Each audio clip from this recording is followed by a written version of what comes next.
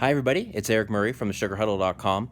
Well, week 14 of college football means conference championship game weekend, and obviously I previewed that video yesterday, and now I want to wrap those up and show you how those picks fared and how those games all played out and what it could mean going forward. Also want to kind of quickly touch on the Heisman as well. This week I actually had probably as good of a week as I've ever had doing these college football picks. I was 6-0 as far as picking overall winners, and I was 4-2 against the spread. On the year, that makes me actually above 500 now as far as picking overall winners, 38-34 now. Remember, I'm still doing the bowl season stuff too, so I could end up being way over 500 or way under. We'll see. And I still suck as far as picking the spread. I'm 32-40, but after 4-2 week, at least I get myself back closer to where I was for what it's worth. So let's go through these real quick. So the only Friday game was the Pac-12 game. That's why I tried to post a video a little bit earlier yesterday. We're actually technically Friday because now we're on Sunday. But anyways, Washington in a defensive struggle beat Utah 10-3. And as far as the Saturday games, Big 12 title game, OU beat Texas 39-27. AAC title game, UCF stays undefeated and extends their winning streak to 25 games. They beat Memphis 56-41. In the SEC title game, Alabama rallied back from a couple of scores down and beat Georgia 35-28. ACC title game, not surprisingly, Clemson was able to cover that big spread, beating up on Pitt 42-10. It was close for a little while, but that ship sailed pretty quickly. Then Ohio State, who had a very tight game for Northwestern for a good chunk of it, was able to pull away late and won that game 45-24. So let's go on down the line in order of when these games were played and just kind of talk about each one. You know, the Utah-Washington Friday night game was not the most intriguing game, and obviously the fans showed that they didn't think it was very intriguing because there were announced attendance of 35,000, but realistically maybe barely 20,000 at Levi's Stadium in Santa Clara for that game. And of course, field conditions, as always, at that stadium on that field, mediocre, like we see in a lot of those Niners games. Oh, and by the way, that's where the national title game is going to be played this year. So if you want to see guys slipping around for the biggest game of their college careers, you'll get to see it when they play in Santa Clara, unfortunately. So I don't know what the decision was behind that. I know they had to bid on it, and Santa Clara won the bid to host a national title game, but that field is terrible. I'm not a big fan of turf, but they need to I think make that a artificial turf field instead of letting it be natural grass like it is now. Anyways, end rant. But the Washington Utah game, Washington came in ranked 11th, Utah ranked 17th. It was the number 1, number 2 defense in the Pac-12, and both teams, they can have some really low-scoring defensive games. Neither team has a prolific offense, but I still thought this one would be, I don't want to say higher scoring, but I thought both teams had a chance to score in the 20s and really kind of go back and forth on each other and be a good mix of offense and defense, maybe a couple of key turnovers changing the game. But instead, it was scoreless for a little while, and then it was a 3-0 game for a while. Washington, they came out strong to open the game. They had a 13-play, 52-yard drive, lasted just under 7 minutes, but they decided to go for it on 4th down. They have a young kicker, his last name's Henry, who, he's a freshman, and he's missed a few kicks here and there, and he doesn't have a ton of range yet. His accuracy's been a little bit off. So instead of kicking what it would have been about a 40-41 yarder, they go for it from the Utah 23, 4th and 6, and they throw an incompletion.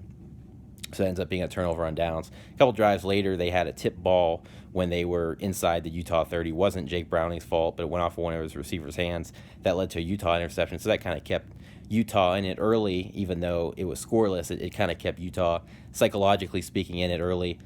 And that was 3rd and 3 from the Utah 26 when that happened. So Washington had a lot of missed opportunities early, really kept Utah in it, and Utah, give them a credit for staying in it. But, having a young quarterback and Jason Shelley and knowing that, he kind of has limitations as far as being a passer and the offense itself can be pretty limited, that makes it pretty challenging for Utah, and it showed throughout this game.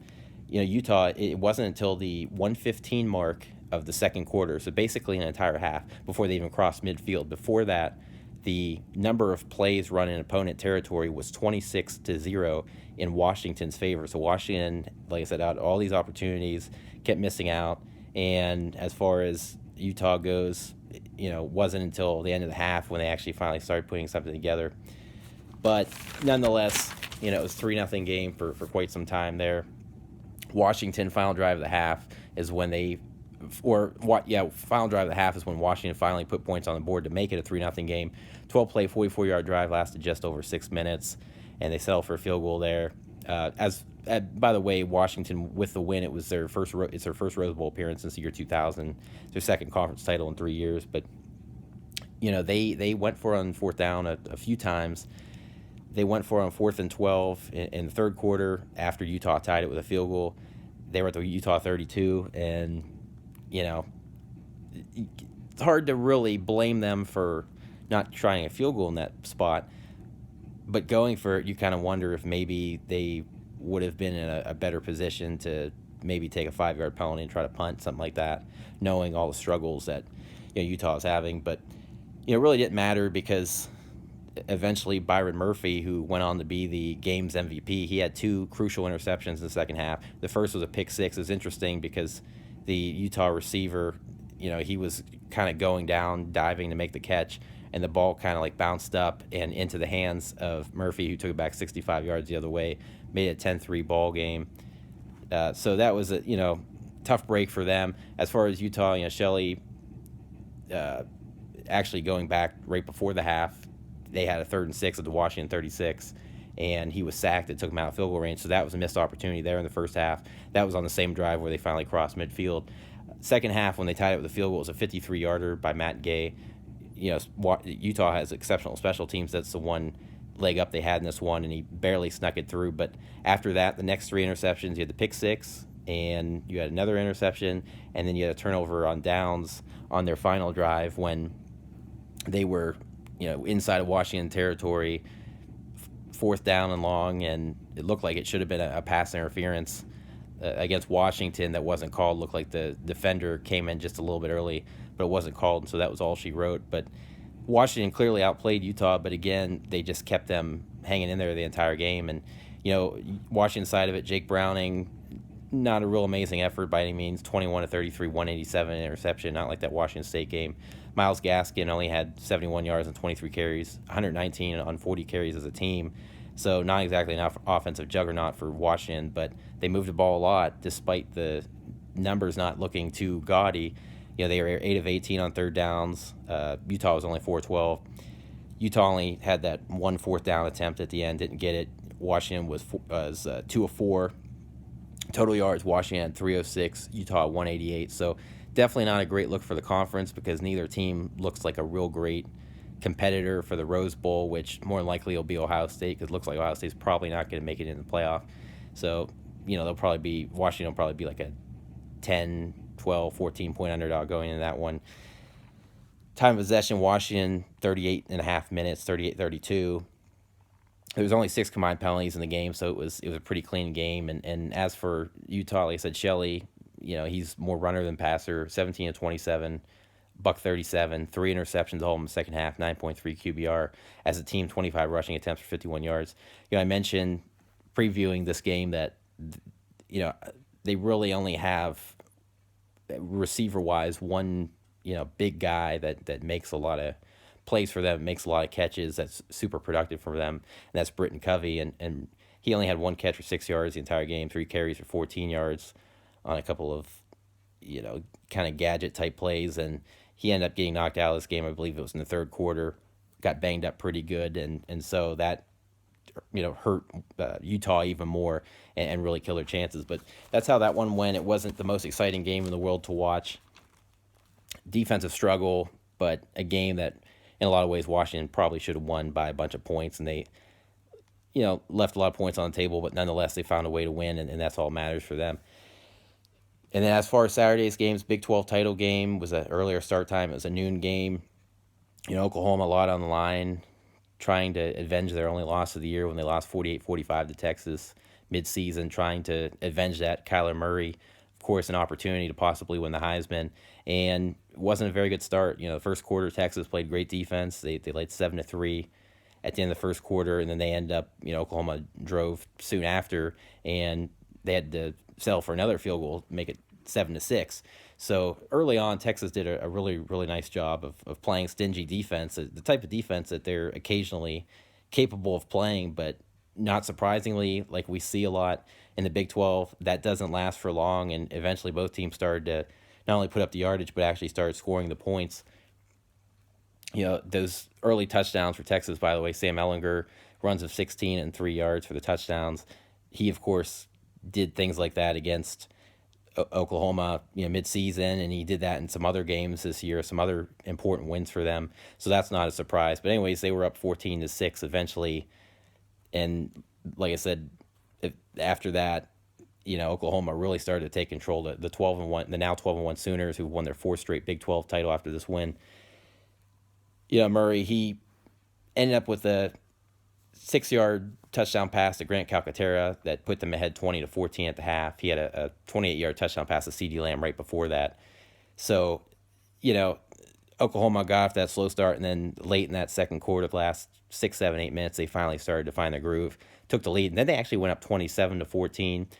And then Texas, to their credit, I kind of assumed that at that point, as competitive as Texas is, the way Oklahoma had gained all that momentum, I was of the belief that Oklahoma was really going to blow them out of the water from that point on. But give Texas credit. They actually came back and tied it at 27.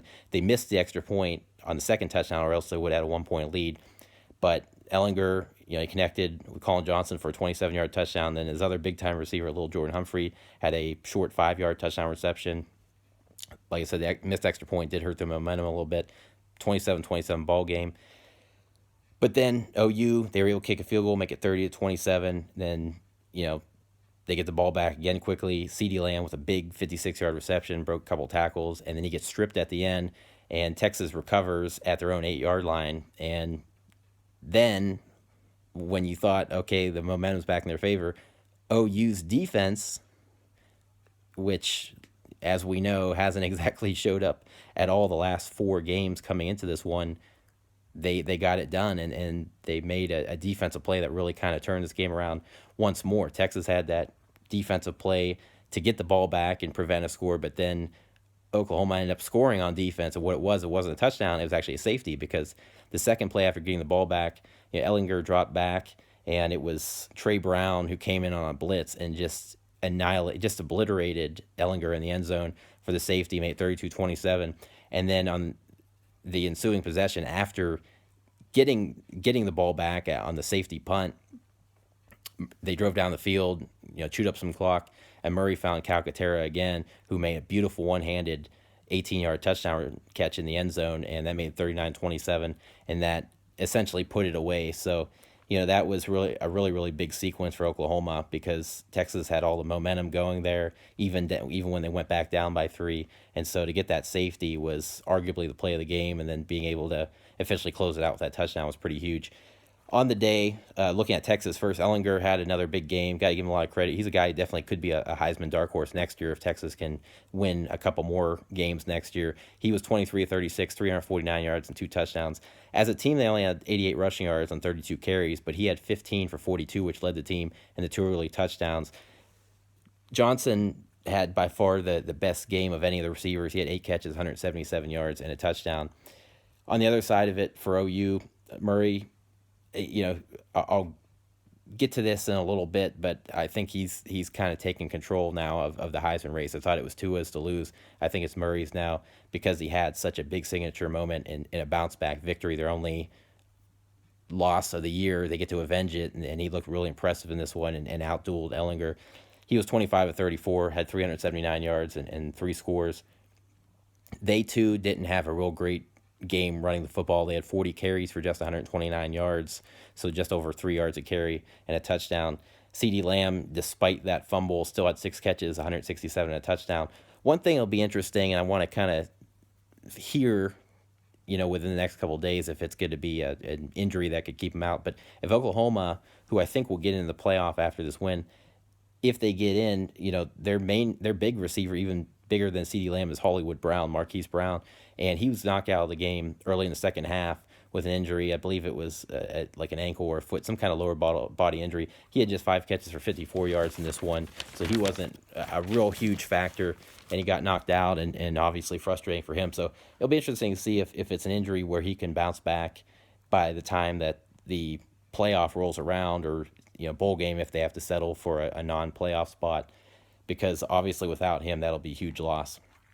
Now, as much as Oklahoma rallied from a small deficit and Texas rallied from a small deficit, UCF and Memphis AAC title game, you could say it was kind of like deja vu because the first game Memphis actually went up 30-14 late in the first half, carried a 30-17 lead into the half, and they ended up getting outscored 13-zip in the second half.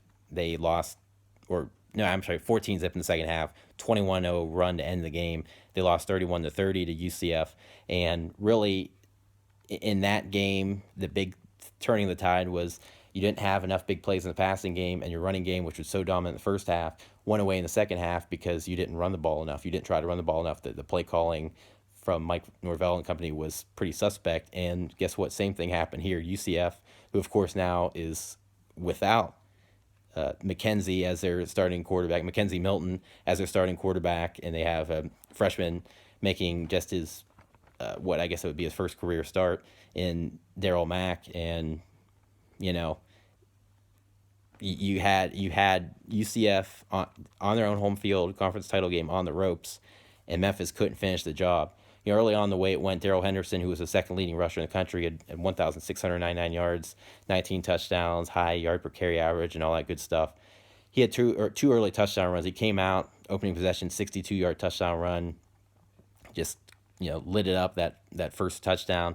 And then soon after, they got the ball back, and he was able to get a second touchdown run, a 12-yard. I believe that was after UCF's fumble. So, right out of the gate, it's a pretty quick 14-0 lead. And then they actually went up by 17 on a couple occasions. They end up leading UCF 38-21 going into the half. And yet, UCF, strong second half. Mack, he had, he had 4 straight touchdown runs in the second half. He had a few short ones. And then the thing that cut it to 38-35, which really got him back in the game, he had a 54-yard touchdown pass to Otis Anderson. So he had a touchdown pass, and he had 4 straight touchdown runs, all short yardage runs, to close out the game, and they were able to get the win by a couple of touchdowns. He ended up with 6 total touchdowns in this game, making officially his first career start, 6 total touchdowns, and 21 straight points to end the game for them.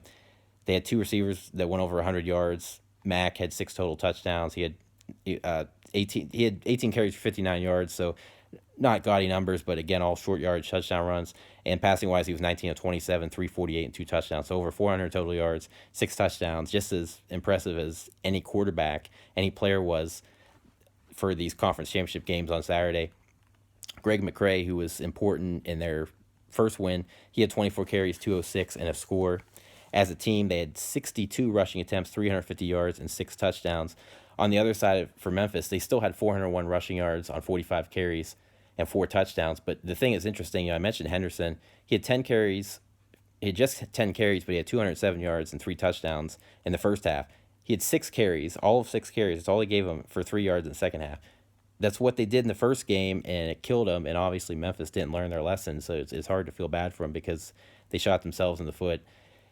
Patrick Taylor, he also went over 100 yards rushing, by the way. He had Patrick Taylor Jr., 15 for $118 and a score. But, I mentioned the first game, Brady White didn't make enough plays, and this one, kind of same thing. He was 17 of 29, 178 yards, no touchdowns, had an interception. So, again, yet another game where he lacked production. UCF 25-game win streak. They were egregiously remained at 8th in the most recent college football playoff ranking, and Michigan, who just got killed by Ohio State, stayed ahead of them. They should at least jump Michigan. Unfortunately for them, they're not going to be in the top 4. You can make the argument that a couple of these other teams might be better than them, but you can also make the argument that why not give UCF a shot in the playoff. Obviously, it's not going to happen, especially now. So they'll end up playing in like the Fiesta, the Sugar Bowl again, or Fiesta Bowl again, or whatever. But it's been a great season for them, and got to give Mack a lot of credit. Freshman, 6 total touchdowns, to be on the ropes like that. And you got to give their defense a lot of credit because once again, they couldn't stop Memphis's running game, Memphis's offense, spread offense. That's the thing that's really been hard for UCF all year long to stop, is the spread teams, not the, physical kind of old school type of football teams. And so, huge challenge for them, and they were able somehow to pull it off. So give them a lot of credit. And of course, every game during this winning streak, they've scored at least 30 plus points. Obviously, they had to do that and beyond to win this ball game. Getting to the SEC title game, that was a pretty thrilling one because Georgia, they really took control early on. Jake Fromm, he connected with his tight end Isaac Nada, who's not a heavily utilized guy, but definitely a guy who Fromm likes to go to from time to time and can really be his hot hand. And he had an early 20-yard touchdown pass to him to make it 7-zip. They actually went ahead 21-7 on a swing pass from Fromm to DeAndre Swift. Alabama's defense wasn't lined up properly, and they were able to catch him off guard, snap it real quick, and a quick swing pass to the left to Swift, who got in the end zone for the score. So, 21-7, and you knew that Alabama was going to probably come back, but you also said to yourself, man, maybe Georgia's going to find a way to beat them, and maybe finally Alabama goes down. But remember, Georgia, they just never find a way to beat Alabama. If you just look at the last couple important matchups they had, the 2012 SEC title game, I believe they had like a 21-10 lead on them. Last year's national title game, it was 13-0 at halftime, and they still found ways to lose to this team. So, as far as Bama, they were able to get back in it and close it 21-14. Josh Jacobs, who, he's not like a household name, but believe it or not, he's been a very productive, third or fourth running back off the bench for Alabama throughout his entire career with the Crimson Tide. It's career high in rushing. I believe it was actually his freshman year. I think he had over 500 rushing yards for Alabama.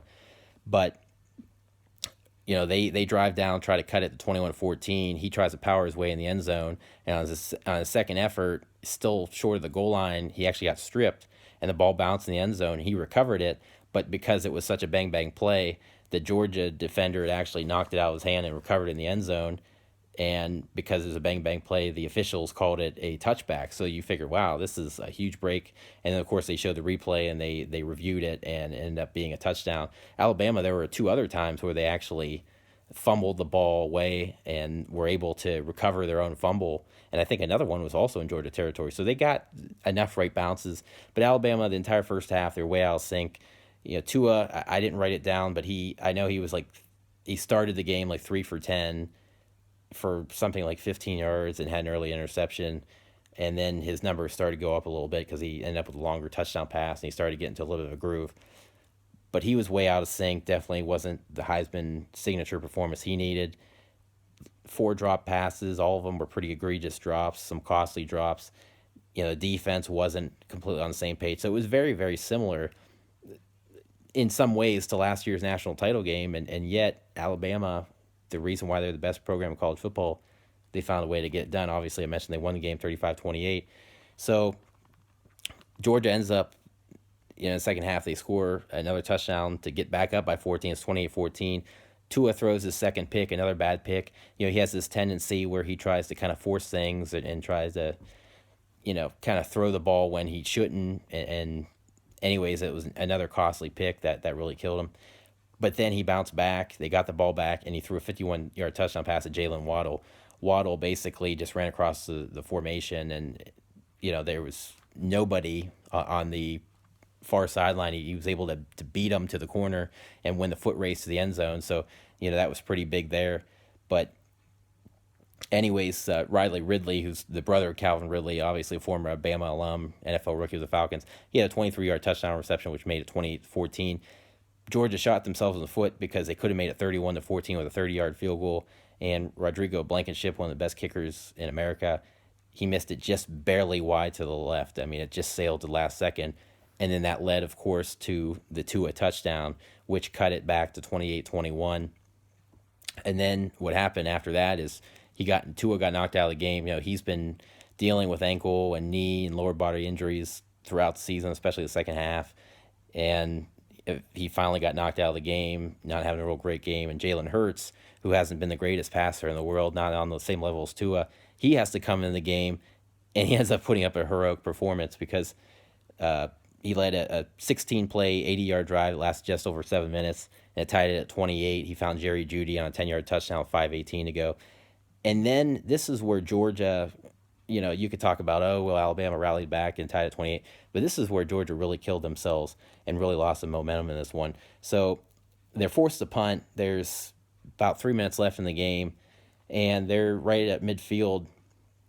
And instead of punting it and trying to pin Alabama back at the 10-yard line, or if it goes in the end zone. At least you pin them back to the 20, force them to pretty much drive the length of the field because Alabama themselves, Alabama has never really had the most prolific field goal kicking. So, and they don't really do a whole lot of field goal kicking because they always score touchdowns. So you might have put them in a pretty challenging spot. But instead, Georgia, it's 4th and 11 midfield. They decided to fake the punt, and needless to say, it didn't work at all. Justin Fields, the backup quarterback, top quarterback recruit in the country, he would get in occasionally, run some plays, some wildcat stuff, some trickery, which is pretty stupid. It's just like the Ohio State and the Tate Martell stuff. Just kind of cut it out already. But anyways, he's in there on special teams, and they direct snapped it to him. He's got nowhere to go with it, so he tries to just kind of run, and obviously he was dead to rights, and so he gets stopped in the backfield for a loss. And so now you give Alabama a very short field to try to win the ball game. And after the game, Kirby Smart, who of course was a longtime Alabama defense coordinator up until a few years ago, great defensive coordinator, has done a great job as a head coach at Georgia and was out coaching Saban for most of the game until that point, really. He said after the game that, when he was still at Alabama, back when Georgia played Alabama several years ago, I believe he was pretty much referring to the 2012 SEC title game.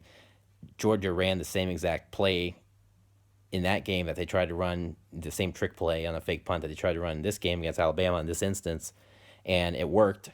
They knew that, Alabama in this situation, their defense was basically still on the field. They didn't even put out their entire special teams unit on the field because they were expecting Georgia to do something, and they were playing like a punt safe return. And nonetheless, Kirby Smart still decided to run the play because he said that, when Georgia did this all these years ago, it was the same setup, same scenario for both sides, and the play worked. And he said that the snap came in too late and allowed Alabama to adjust at the last second because DeAndre Swift, the running back, like I mentioned Swift already, he was actually initially wide open, but it was too late. So again, I nonetheless, it's a tie ball game. You're not trailing. I still don't think you take that chance, especially on 4th and 11. I mean, it's 4th and 1, 4th or 2. You think about it maybe, but 4th and 11, you just don't do that. So that really killed Georgia because Alabama short field. Hurts, of course, put together another great drive, which ended when he did a design quarterback draw, 16-yard touchdown run, and that put him up 35-28. Georgia got the ball back and tried to drive downfield, and they tried to throw a Hail Mary at the end, and it was incomplete in the end zone. But yeah, that punt was just killer, and got to give Hurts a lot of credit because, he's been through a lot, obviously getting benched for the second half of that national title game last year. He's been coming off the bench as a backup quarterback this year. A lot of people thought he was going to transfer before the season. He was a little dissatisfied with the quarterback battle, with how Nick Saban was handling it coming into the year, and yet he decided to stick with the team instead of transferring, and he's gotten a lot of playing time in the fourth quarter with all Alabama blowouts. But this was the first time he was really in there for meaningful action, and he did a tremendous job. And you got to give him a ton of credit. He ended up finishing, let me see where I got it here. Yeah, 7 of 9, 82 yards and a touchdown. Plus he had 5 rushes for 28 yards and another touchdown. So in very limited action, just over a quarter to put up those numbers is very impressive. Tua himself probably cost himself the Heisman. He was just 10 of 25, 164 yards. Had that one touchdown, but he had the 2 interceptions. As a team, they had 29 carries, 157 yards, and 3 touchdowns. Jacobs, 8 for 83, and a couple scores. Waddle, he was a leading receiver, 4 receptions, 118 yards, and a score. On the other side of it, Fromm was 25 of 39, 301 yards, and 3 touchdowns. He really played an excellent game. Got to give him a lot of credit. He was exceptional, and he played real well against Alabama in the national title game last year. But it just wasn't enough because he just wasn't quite strong enough down the stretch. A lot of his big production and the big things he was able to do was through 2.5 quarters. Swift, once more, lights out. He's a guy who isn't going to get invited to New York for the Heisman or nothing, but he's definitely one of the better players in the entire country. He had a really heck of a game. 16 carries, 75 yards, won't blow you away, but he had 6 receptions, 63 yards in that touchdown, so 138 total yards in the score.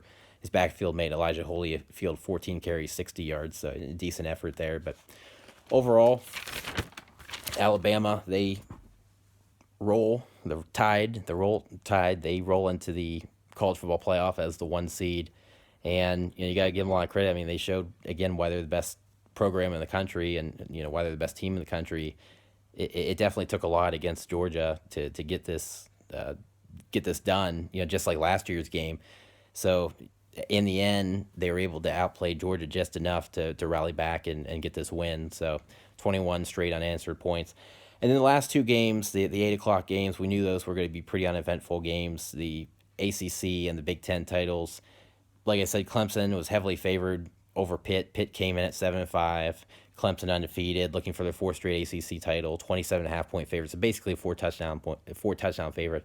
And they ended up scoring on their first offensive scrimmage play. Travis Etienne, who some people think should be invited to New York, he had a 70, I believe it was 70. Yeah, he had a 75-yard rushing touchdown on the first offensive scrimmage play.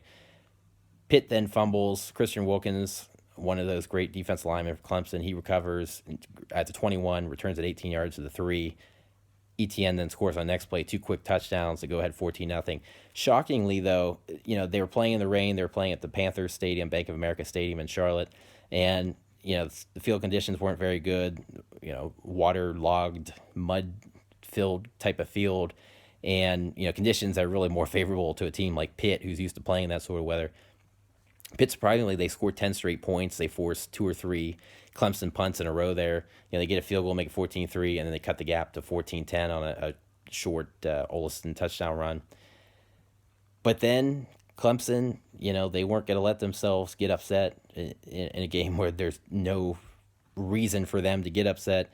They end up scoring 28 unanswered to end the game. They had a couple of quick scores before the half, including another interception. Or I'm sorry, they had the fumble recovery earlier in the game, but then they intercepted Kenny Pickett, and that set up another touchdown. So 28-10 by halftime, and it was pretty much over. One of the big stats is neither team was real great throwing the football, especially in the first half, and whether you want to blame it on weather or whatever it was.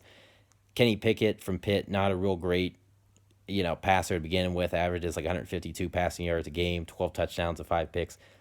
Pitt, as a team, had 5 passing yards in the first half. On the game, they had 8, so they only increased their total by 3 yards the second half. So they were even worse in the second half throwing the football.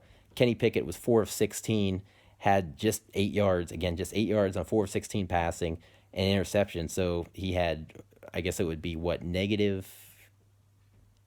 or no, I guess it would be 0.5 yards per attempt, and what would that be? 2 yards per completion. Has the interception there. They had 192 rushing yards, but it was on like 48 carries, 4 yards a carry, 3 of 17 on third down. So Pitt's offense just couldn't get going at all. And you knew that, even if you were able to keep the score down a little bit, you're going to have to score some points. And other than that short run to get to 10 points, they couldn't do anything with it. Like I said, Lawrence didn't have a big game. Trevor Lawrence was just 12 of 24, buck 18, but had a couple touchdowns there. As a team, once again, amazing on the ground. They had 42 rushing touchdowns and were averaging, I think, like 250-plus rushing yards a game on the ground, something like that.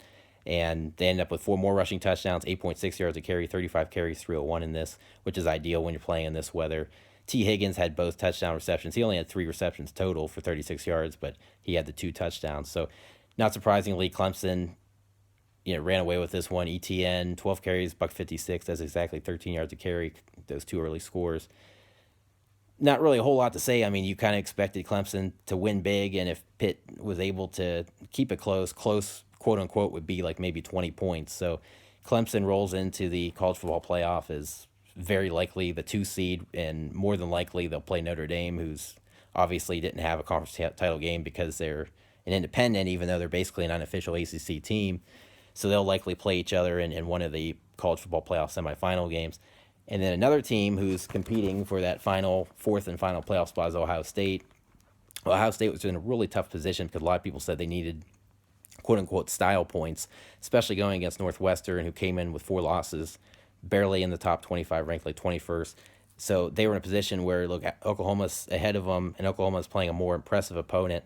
And Texas, an opponent that they barely lost to last time, their arch rival, a chance to redeem themselves, and they did by winning by 12. And in Ohio State's case, they had to really beat up on Northwestern, and they just couldn't.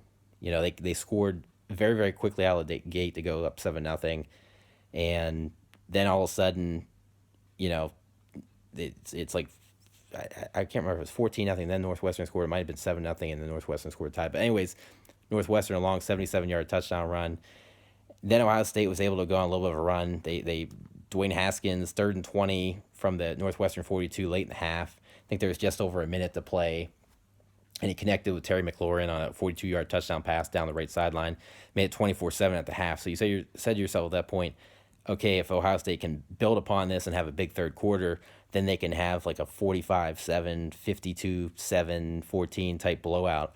And then maybe those are the style points, again, style points, quote unquote, that they need to maybe somehow leapfrog Oklahoma and maybe sneak into the playoff as that 4th seed. But it didn't end up happening. Northwestern, they kept Ohio State off the field. They kept forcing them to punt, or they caused a turnover, and quickly Northwestern was able to cut it 24-21.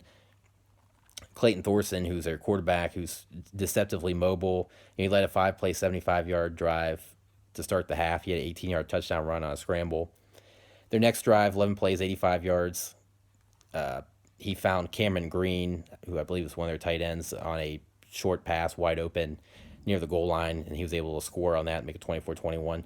They had a 17-yard completion a couple plays earlier, which was originally ruled a fumble. It looked like the receiver was stripped, but you could see on the replay that his knee was clearly down. So that saved Northwestern, or else that would have that would have possibly put it away right there, because it would have kept it a 10-point game, and who knows what would have happened after that. So Northwestern got back in it, but after that they really couldn't do anything to stay in it, because Ohio State was able to eventually quickly score to make it 31-21. Their offense started to come alive.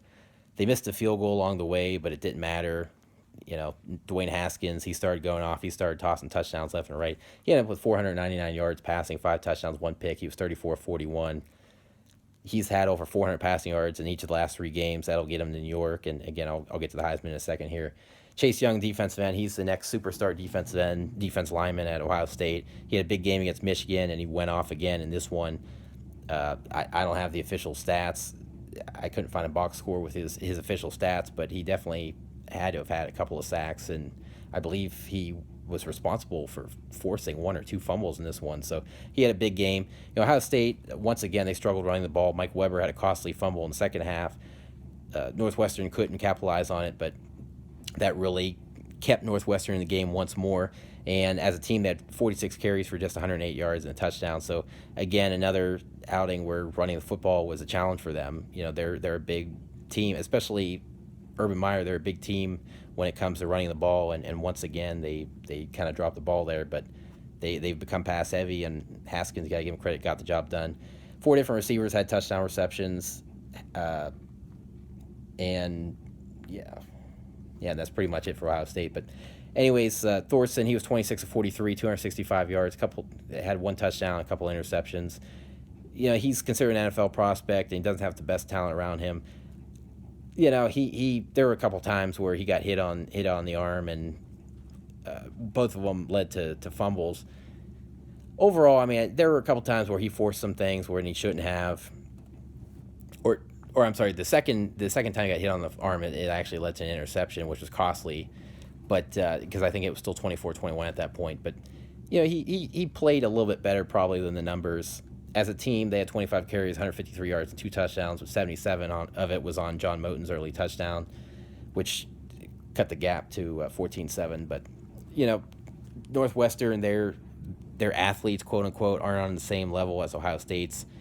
So you knew that Ohio State was going to still find a way to win this. I thought Northwestern could keep it within a touchdown. They did for a big chunk of the game, but just couldn't quite stay in it late, and Ohio State was able to pull away with a couple late touchdowns. But Ohio State didn't get the style points that they needed in this one, and that's something that's really going to kill them, because I think they really had to win by like 40 points and really look impressive to really give themselves a chance. But there's a lot of people arguing now that maybe Georgia should not only stay in the top 4, actually move up to 3. Even Kirk Herbstreit, an Ohio State alum, said that on the ESPN, or the ABC, I should say, telecast of the ACC title game. Georgia, I think, definitely is one of the 4 best, but the way the committee operates, and I know the committee, the people they have on it, usually changes every year, every couple years, but the way the committee operates, they're always going to look at your record first. And the one thing that got Alabama as a 1-loss non-conference champion in over Ohio State last year is Ohio State had 2 losses, and one was a blowout loss. Alabama only had the 1 late season loss. So, it was a pretty easy decision to put Alabama in there. even with a little bit of a slightly lesser strength of schedule. But you look at this playoff run. Georgia doesn't have a real big signature win. They lost to LSU by 20, and LSU's really not all that. They're a 3-loss team who got killed by Alabama. Oklahoma, they avenged their only loss, and Kyler Murray is arguably going to win possibly the Heisman now, and he has a chance to go against Tua in the national semifinal, which I think is probably going to end up being the Cotton Bowl for the 1-4 matchup. So it seems like it's probably going to be Oklahoma that'll get in. It wouldn't be the most ridiculous thing if Georgia gets in, because there's really been no real precedent set, put in place for how you really decide who gets in the playoff. I mean, this committee is so inconsistent with all the decisions they make. So I could see that, but I just don't really see Ohio State getting in. 29-point loss to Purdue. I know some people are like, oh, it's being a dead horse. But you got to realize, they didn't play that great against a mediocre Northwestern team. They didn't play that great the week before the Michigan game. So the Michigan game was very impressive, but they played terribly in a lot of other games against a lot of mediocre teams. I know Oklahoma had a lot of tight games, but they had some pretty big wins down the stretch, back-to-back with West Virginia on the road, and then being able to avenge the Texas loss and only losing by a field goal to Texas the first time around. So I think Oklahoma probably gets in, and it'll be interesting to see what they can do against Alabama. But I think at the end of the day, Alabama kills everybody and still wins the national title. But we'll get to more of that when we get into a preview for the playoff and some of the bowl games. And then again, as far as the Heisman, I think Haskins has now probably going to finish third in the Heisman, so he's got himself an invite to New York. I think because Tua struggled in this one, and because Hurts was able to come off the bench and win him this game, I think Murray's now probably going to edge him out for the Heisman. I think 5 guys probably get invited to New York, and we know it's usually always the best quarterback, best running back is usually how they determine it. Gardner Minshew from Washington State, Will Grier from West Virginia, those are 2 guys that could get invited. Travis Etienne from Clemson that we already talked about, he could be another guy that gets invited. So I think it's probably down to those 3 are going to battle out for the last, or maybe even two out of 3 spots, 2 remaining spots to possibly get invited to New York, because they won't invite more than 5 guys in New York. So maybe 2 of those 3 get to New York, and we'll have 5 finalists. But I think Murray edges out Tua. Haskins is a somewhat distant third, and then the rest of the guys, it doesn't matter. They just got invited, basically. But anyways, that rounds out Conference Championship weekend for college football. Please go to sugarhuddle.com as always. Please like my YouTube channel. Please subscribe to my YouTube channel and like my Facebook page, The Sugar Huddle. Thank you.